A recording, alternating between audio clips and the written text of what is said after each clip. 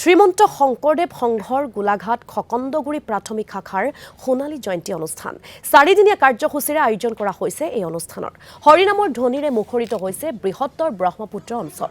সোণালী জয়ন্তী উৎসৱ উপলক্ষে প্ৰকাশ কৰা হৈছে কেইবাখনো গ্ৰন্থ।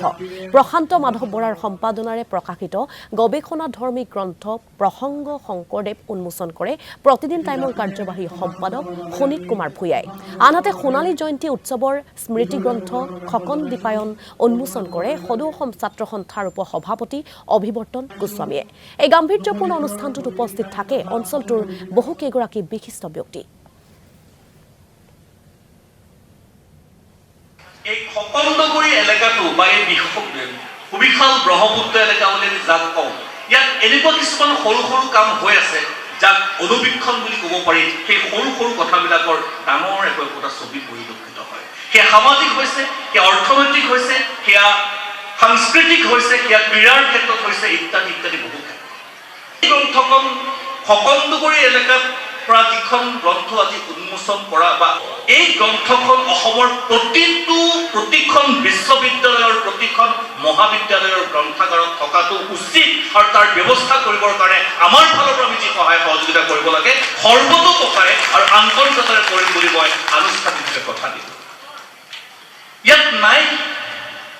এতিয়া আমি আহোঁ প্ৰসংগ শংকৰদেৱলৈ।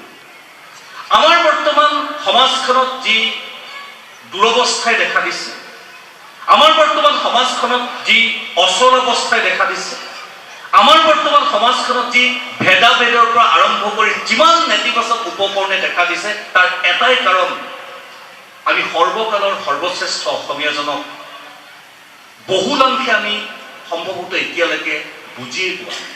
প্ৰতিজন অন্ততঃ প্ৰৱেশিকা পৰীক্ষা পাছ কৰা অসমীয়াই যদি এই গ্ৰন্থখন পঢ়ে বা এই গ্ৰন্থখনত চকু ফুৰাই, কিছুমানৰ কাৰণে হয়তো এইটো যথেষ্ট উচ্চ শিক্ষিত হ'ব লাগিব, এবাৰ যদি এই গ্ৰন্থখন চকু ফুৰাই তেন্তে বৰ্তমান অসমৰ সমাজ ব্যৱস্থা আৰু আমাৰ অতীতত আমাৰ মহাপুৰুষসকলে কৈ যোৱা বা গুৰুজনাই দি যোৱা মূল মন্ত্ৰ, জীৱন দৰ্শনৰ সমাজ ব্যৱস্থা, অৰ্থনৈতিক, ৰাজনৈতিক, সাংস্কৃতিক সকলো ক্ষেত্ৰৰ যিখিনি দৰ্শন আছে সেই দৰ্শনৰ মূল কথাখিনি যদি অনুধাৱন কৰিব পাৰে তেন্তে আমাৰ মাজত নেতিবাচক দিশ একোৱেই নাথাকিব আৰু আমি কোনো নেতা বিচাৰি, আমি কোনো গুৰু বিচাৰি হাহাকাৰ কৰিব নালাগিব।